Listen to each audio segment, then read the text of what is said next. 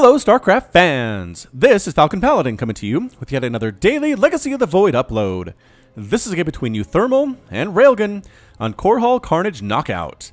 In the top side of the map, we have the red Terran player. It is uThermal, representing AT Gaming, and otherwise known as uThermi.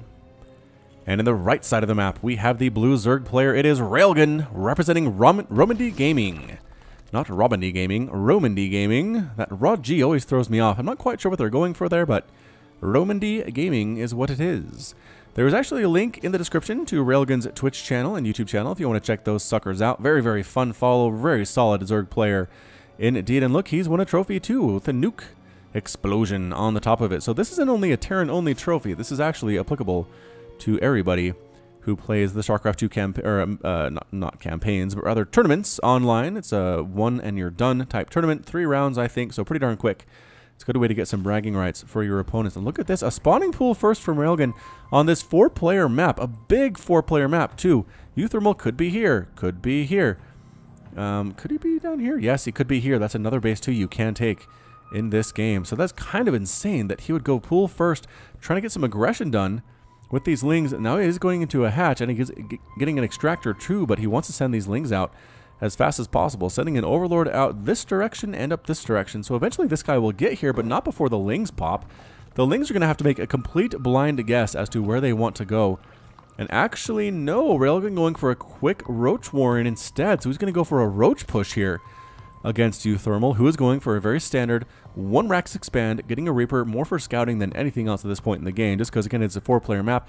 By the time the Reaper figures out where the Zerg player is, there should be a couple Queens out, there should be some Lings out, and it's very difficult for a Reaper to get anything done against a skilled Zerg player who has that advantage on the home court.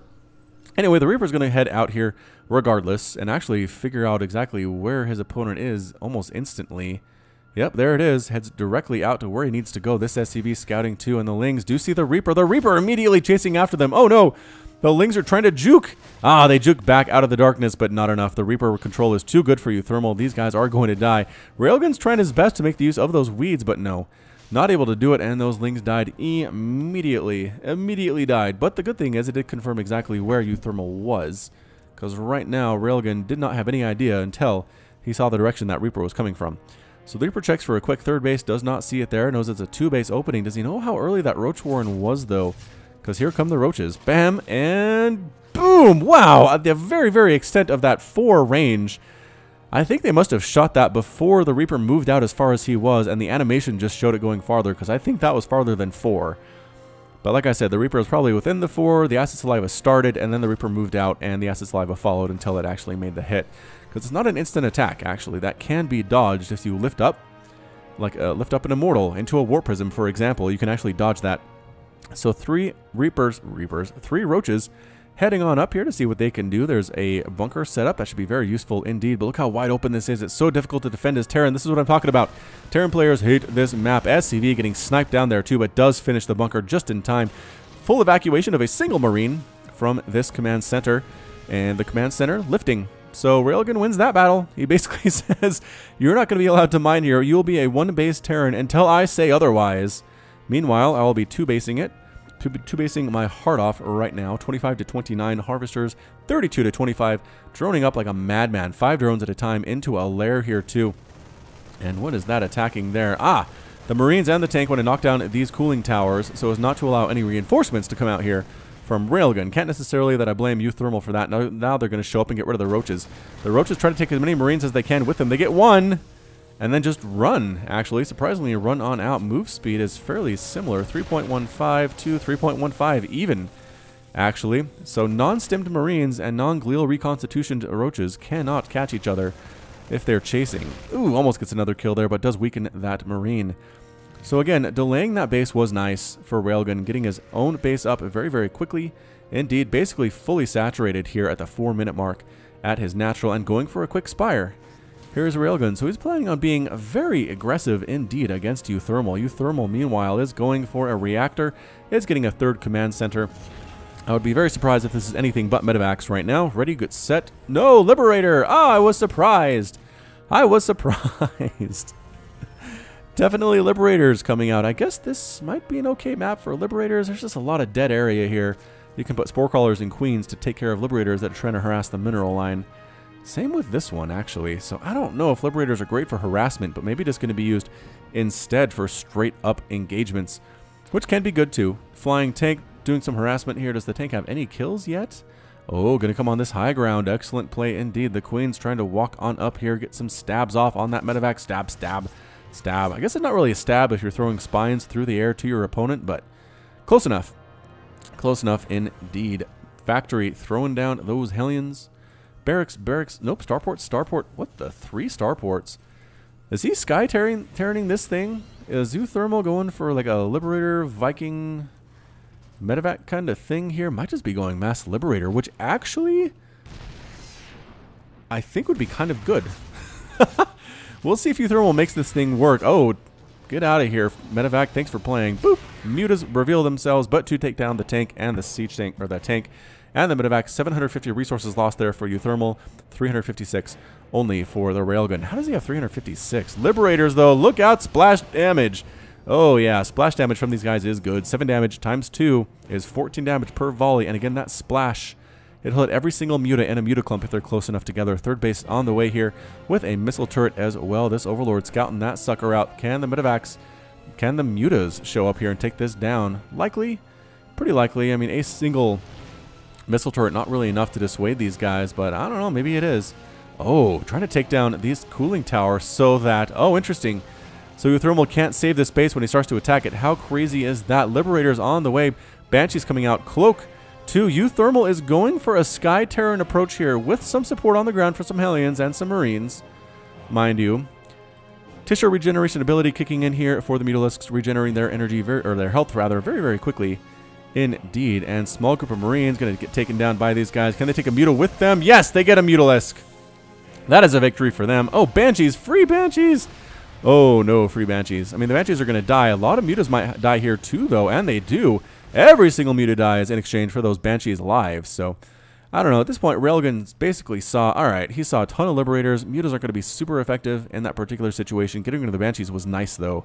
It was nice. Creep spread heading out here for Railgun, too. Moving into more of a Roach-centric attack with Glial Reconstitution, +1 missile attack, and +1 ground carapace. Getting a Hydralisk Den, too. So Roach Hydra here, pretty darn good, actually, against this particular composition. I would like to see Corruptors. Corruptors with armor upgrades have proven to be very, very good against Liberators indeed. But, as it stands, Railgun's going for a Roach Hydra play with Ravagers mixed in. Ravagers and the Corrosive Bile also very good against Liberators in Defender mode deployment. uThermal double expanding here. Is he just using those for mules, or is he planning to expand like here and here sometime in the near future? I don't know what the answer is. Spore Crawler, like I said, in this dead area. Can the Liberators find an area in which to attack, which they're not attackable? Nope.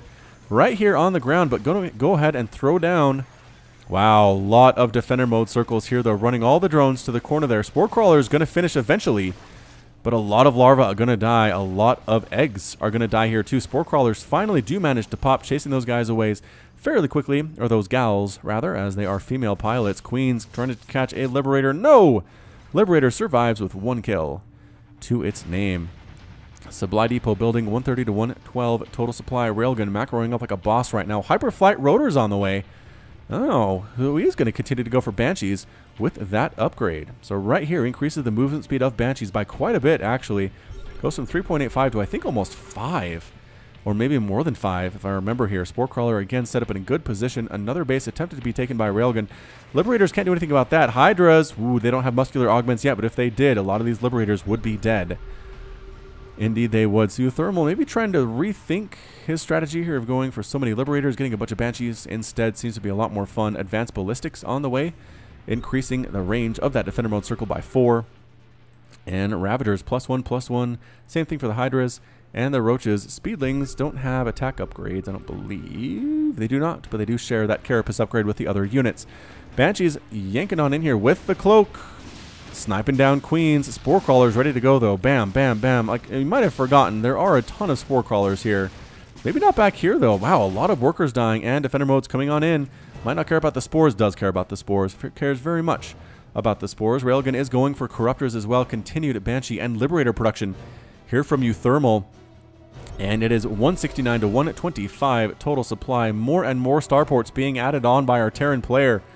what is going on here. Banshee is destroying this drone count. Absolutely taking it down. Just, ugh. 13 workers killed by uThermal thus far. It felt like more than that, but 13 seems adequate based on the harassment that has been done thus far. But really, all it's been is harassment. uThermal hasn't been able to really muster up a big army to make a push on Railgan at all, and as a result, he has these 4 bases. His creep spread's looking pretty good. He's up 176 to 134 total supply, and Hydras could take out these Banshees if they wanted to. They're kind of split on what they want to do, though. Corruptors can chase them out far, far out here if the Corruptors want to go, but instead they're kind of sticking with the Hydras to this point. Liberators heading on home here too. Railgun is essentially maxed out. He's going Corruptor, Hydra. He is up 66 to 57 total Harvesters to this point. Another attack from Banshees, though. No Spore Crawlers built here at all. Queen's trying to take down the Banshees, but a single Queen, not really enough to do this. 2 Queens show up to assist with it, but man, 25 workers killed by uThermal to this point and just going for it. Railgun says, I don't care what's happening. We're going to push right on up. We're going to knock down this debris you caused by knocking down the cooling towers. And everybody needs to attack. There we go. Moving on up, so all the Roaches and the Ravagers and the Hydras attack. Any Roaches here actually, or just Hydra Ravager? I think it is just Hydra Ravager. Oh no! Catching a transferring SCV line. Good reaction time by uThermal, but losing a lot of stuff here too. Sniping down 2 Liberators almost immediately. Looking very good here is Railgun. Some Hellions try to make a difference here as well. A lot of Liberators show up with those Defender mode circles. Can they get it done? Moving out of the circles is Railgun very smartly. Getting the heck on out of there too. Taking down these command centers, orbital commands. Burning, falling apart. A lot of dead stuff though. Corrosive Vials being landed. Trying to save this here, but Railgun seems pretty much stuck. Corrosive Vials being landed, going for it, throwing down as much as he can. The Hydras trying to kill as much of this air unit as he can too. The Lings sniping down every single worker at this base. Everything on the ground is dead and a completely charred corpse. Only a few Corruptors remain. They're trying to kill as many units as they can, but the Liberator count standing very high still. Banshee's looking good too. Orbital Command is going to burn down, but it lifts. I think uThermal will be able to save it. Another base here for Railgun in production. More Hydra is really continuing to go for this ground play. I still think a Mass Corruptor might be pretty awesome to deal with these air units. But Railgun is ahead, 93 to 76 total supply. Hydra is coming on and getting rid of those Banshees very quickly. Hydra is hit pretty darn hard against air units in general. They don't have many hit points, but when they hit you, you can feel it. Hydra's sniping down a SCV. That's good. Using their melee attack animation actually on that supply depot, which is always weird. So it's the same attack damage, but if they're close enough to a building, they will attack it with melee attack instead. Liberators setting up circles everywhere right now. Sniping down workers. 5 more workers killed. This big attack coming up with the straight up Hydra. Trying to be more mobile than their units in the past, taking out a lot of SCVs. It is an SCV massacre. And that's it. A GG from uThermal. Wow. So uThermal taps on out. Railgun's victorious, and uThermal has left the game. Workers killed by uThermal 32, but 46 SCVs killed by Railgun. I guess a lot of that was over here. A lot of this was up here. uThermal was down to 36 total versus 50 for the Zerg player. So uThermal gave it his best. He was hitting hard, but in the end, maybe going Sky Terran against Zerg on this map, not the greatest of ideas. I mean, I don't know. Railgun is easily able to assault this base and this base. It was really hard to wall off against it. I'm not going to make excuses for Terran on this map, but I just feel like maybe it's fairly advantageous for the Zerg race. Again, having that income advantage was hugely massive. Getting Spore Crawlers up when he saw the number of Liberators that there were, very good too. And just he lost his entire army up here of Hydras and Ravagers and Corruptors, but pretty much just almost, not remaxed, but got another army out of it.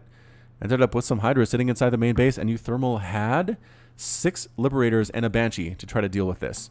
So I don't really blame him for tapping out. A lot of these Liberators were far from home. It would take them a while to get there. You lose these starports in the meantime, and uThermal saw the writing on the wall. So that's it. Well played by Railgun. Well played by Roman D Gaming, but uThermal takes the loss today. So that's it for me. This has been Falcon Paladin with yet another daily Legacy of the Void upload. Go ahead and hit that like button. Hit the subscribe if you like what you saw and what you heard today. You can also catch me on Twitter and Facebook, both at /FalconPaladin. And until next time, as always, thank you so much for watching, and you take care of yourself.